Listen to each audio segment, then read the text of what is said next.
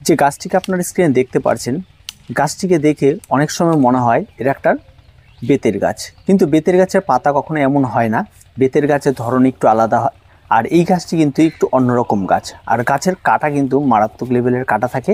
আর এই গাছটি কিন্তু মূলত যারা তান্ত্রিক রয়েছে, যারা মন্ত্রতন্ত্র করে থাকে, তাদের একটা ভীষণ উপকারী গাছ। তো সেটা আপনাদের পরে হবে, আগে গাছের পরিচিতিটা জেনে নিই। এই গাছটি সাধারণত গ্রাম বাংলায় যে সমস্ত ফাঁকা জলা জমি রয়েছে বা ফাঁকা জমি রয়েছে, যে সমস্ত জায়গাগুলিতে বিঘাকে বিঘা জঙ্গল রয়েছে, এরকম জায়গাতে কিন্তু এই গাছ হয়ে থাকে। এই গাছটিকে সাধারণত বলা হয় নটকার গাছ, কেউ বলে থাকে। আবার অনেকে বলে এটা বনকুন্দ, অনেকে বলে কাটাকুন্দ। তো বিভিন্ন জায়গা বিশেষে বিভিন্ন নামে পরিচিত। পাতাগুলি অনেকটা দেখতে যৌগিক পত্র এবং অনেকগুলি পাতা একসঙ্গে থাকে এবং পাতাটি অনেকটা লম্বাটে। তবে গাছটি নিজের আত্মরক্ষার জন্য সমস্ত গাছেই কিন্তু সুন্দরভাবে কাটা দিয়ে আটকানো থাকে। তবে কাটা অনেক গাছেই থাকে, তবে এই গাছের কাটার একটা বিশেষ ধরন রয়েছে। আপনি যদি কোনো কারণবশত ভেতরে একবার প্রবেশ করেন এবং আপনি যদি একবার আটকে যান, তাহলে আপনার সেখান থেকে বেরিয়ে আসাটা কিন্তু ভীষণ রকমভাবে মুশকিল। অনেকটা মনে হয় যেন এটা হলিউডের সিনেমার মতো গাছ, একটা হলিউডের গাছ। কারণ এখানে আপনি একবার আটকে গেলে আপনার ছোটাটা খুব মুশকিল।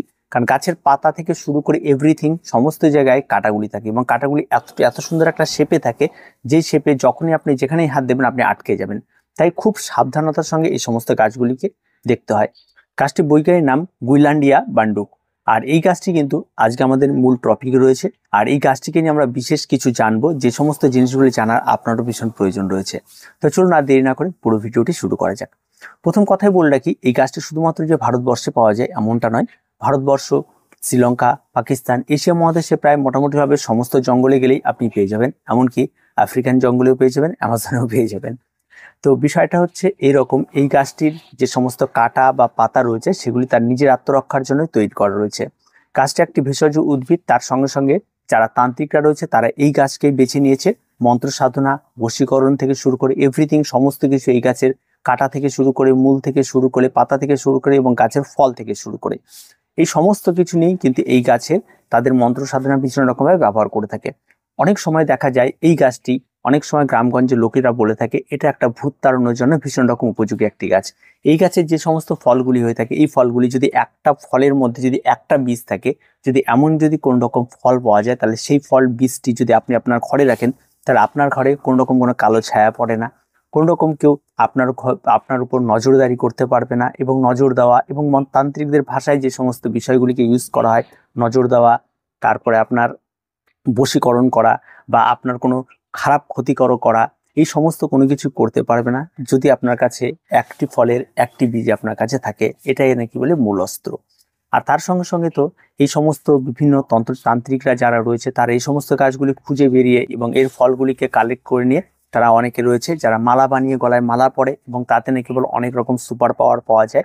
এরকম একটা সুপার পাওয়ারফুল গাছ হচ্ছে এই গাছটি, যেটাকে মূলতভাবে বিভিন্ন ধরনের কালো শক্তিকে আটকানোর জন্যই ব্যবহার করা হয়ে থাকে।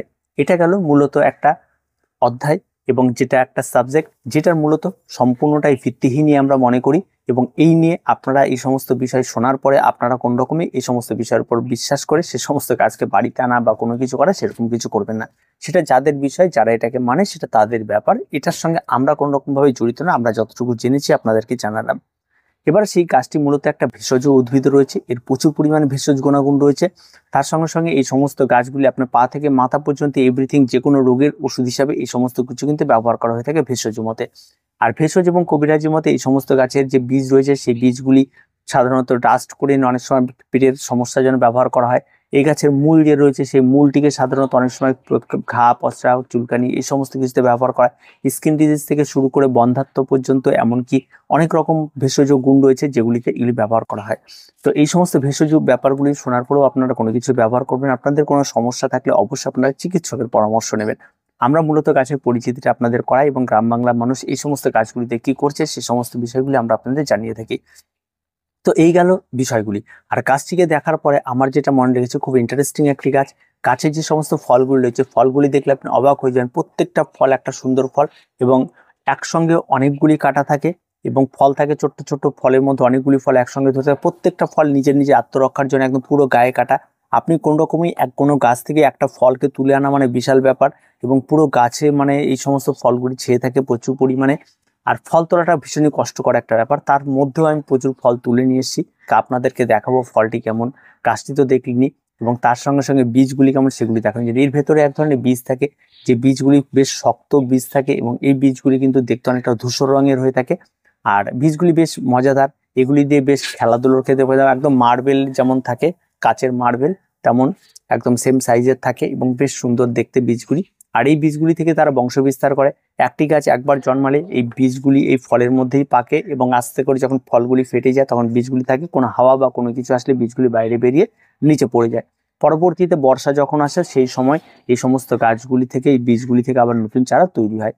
গাছটা অনেকটা লতানো টাইপের গাছ, এবং পেঁচিয়ে পেঁচিয়ে উপরে এদিক ওদিক ছড়িয়ে পড়ে, কিন্তু গাছটি থেকে খুব সাবধানে থাকতে পারে। আপনি যদি কোনো কারণে এই গাছের কোনো একটা জায়গায় যদি আপনার ঘষাও লেগে যায়, সেখান থেকে আপনার রক্তপাত ঘটে মুহূর্তের মধ্যে, কারণ অনায়াসে সেই সমস্ত গাছের পুরো ডাল থেকে শুরু করে পাতা এভরিথিং সব জায়গায় তাদের নিজেদের আত্মরক্ষার জন্য কিন্তু খুব রিসার্চ। এই সমস্ত গাছগুলিকে কাটাকাটি এই সমস্ত কিছু ঝামেলাজনক গ্রামগঞ্জের জঙ্গলের পর জঙ্গলিরা থেকে যায়।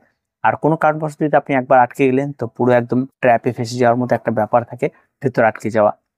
আমি নিজেও সেখানে গিয়ে একবার হাত কেটেছে, এবং বারবার করে সেটা আমি ট্রাই করতে গিয়ে দেখেছি সেটা ভীষণই কষ্টকর। পরবর্তীতে লাঠি দিয়ে একটি বীজ বা সেগুলিকে খুব সাবধানতার সঙ্গে ভেঙে নিয়ে এসেছি। তো বীজগুলি যখন ভাঙা হচ্ছে তখন আপনাদের দেখি এর ভেতরে এক একটা বীজের ভেতরে 2-3টে করে বীজ থাকে ফলের ভেতরে। তো এগুলি এইরকমই থাকে।